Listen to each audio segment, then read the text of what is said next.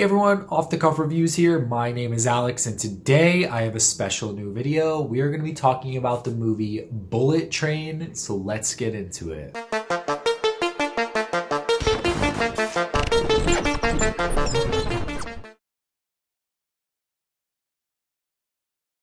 Let's talk about my sponsor today. Today's sponsor is myself. As a lot of you know, my fiance Ashley and I have a podcast, but we also have a website where we post movie reviews, movie news, updates about our podcast, updates about us, all that kind of good stuff is over there.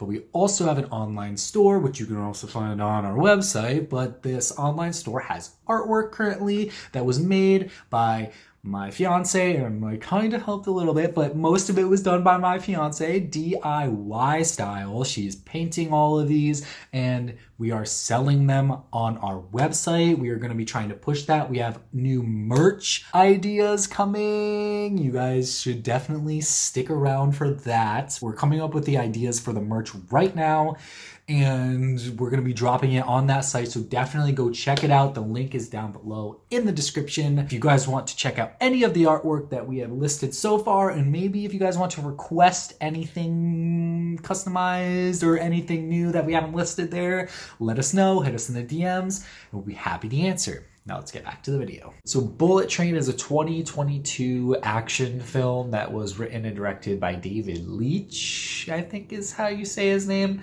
And it stars Brad Pitt, Joey King, Aaron Taylor Johnson, Brian Tyree Henry, Michael Shannon.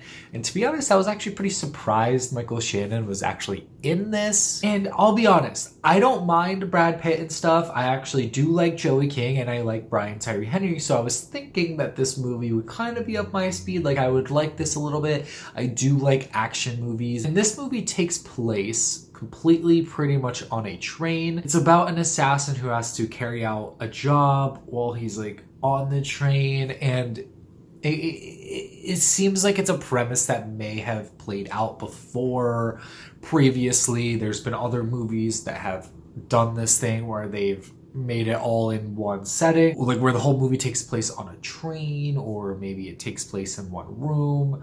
And I was hearing a lot of good things about this movie. I did not realize that the director of this movie is actually the director of Hobbs and Shaw, and infamously, I hated that movie with a burning fire passion. I hated everything about that movie. I wish that movie didn't exist at all. Like, I wish that they never made it. Hobbs and Shaw is quite possibly one of the worst movies that I've ever seen. Now, getting to this movie, not realizing that it was done by the guy who did Hobbs and Shaw, because I probably wouldn't have even watched this at all if I knew. So I was expecting to maybe not like this movie to begin with, just based on the fact that it's like an action movie that would be like for, I don't know, like more like family-ish oriented action, more of like a sit down with like your family that likes action movies, like maybe with your parents or something. Like I said, I like the cast. I even like Brad Pitt, and I know a lot of people don't like Brad Pitt.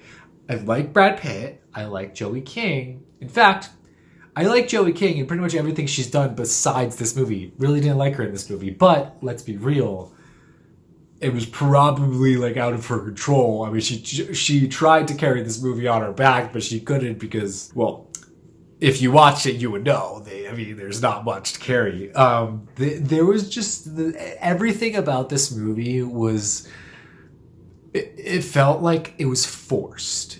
All of the acting felt forced. The jokes felt forced, and they also just were not funny. And the fact that this concept of it being on a train for pretty much the entire movie has literally been done time and time before. And I feel like Brad Pitt is actually miscast in this movie.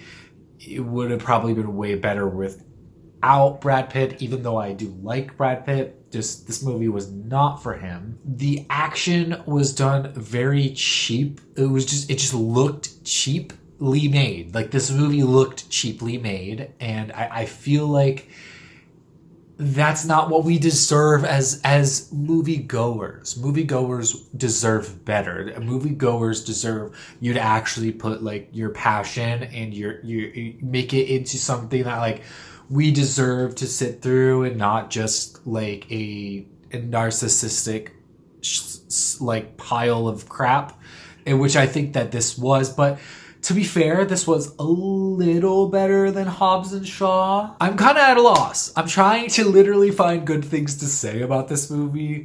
Bro, I don't know if you just like, I just don't know if these movies are just not for me. Like, who are these movies for? Who are these movies for? The colors are cool, I guess.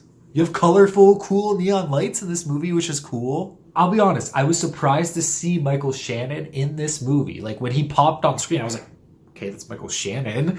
But even Michael Shannon couldn't save this movie. I don't know who gave this guy money to make his movies, like Hobbs and Shaw and this. But we need to stop. This video has now turned into a light rants episode, and I wasn't even going for a light rants episode, but it has now turned into one.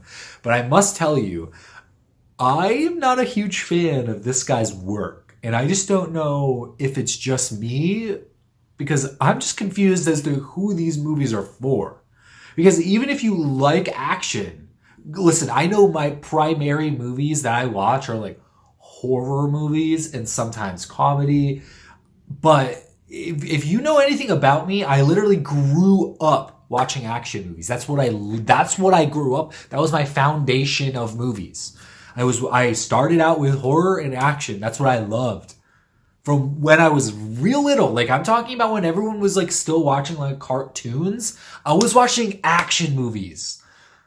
And this is just not anything that you should be proud of giving us when you want to compare it to the other things in this genre. Like, were you trying to go and outdo X versus Sever? Because, like, for how horrible it is? Because if you were, then okay. But if you're going for, like, an actual movie that you, like, want us to take you serious, and, like, you want us to, like, actually, take your, like, filmmaking serious, maybe give us, like, a serious movie that's not horrible. I don't know if this is just made for, like, memes, but, like, if it is, you need to stop getting money to make your movies. I'm gonna be completely honest. I literally thought that when I put this on, I went into this thinking that I don't know if I'm gonna really like this. I didn't know anything about the director. I was like, I don't know if I'm really gonna like this, but I'm gonna give it a chance. That's the only reason I watched this. I was gonna give it a chance.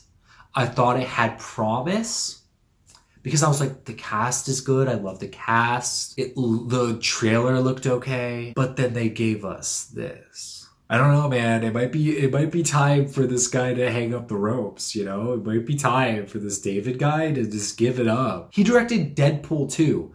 And you would think, oh wait, Deadpool was actually had good reception when it came out. Yeah, Deadpool 1. Deadpool 2 was like a 3 out of 5, maybe 2.5 out of 5 movies. So yeah, he does not do good movies. I don't even feel bad. At first I was like, you know what? I want to try to find something good to say because like I kind of feel bad. No, I'm over it.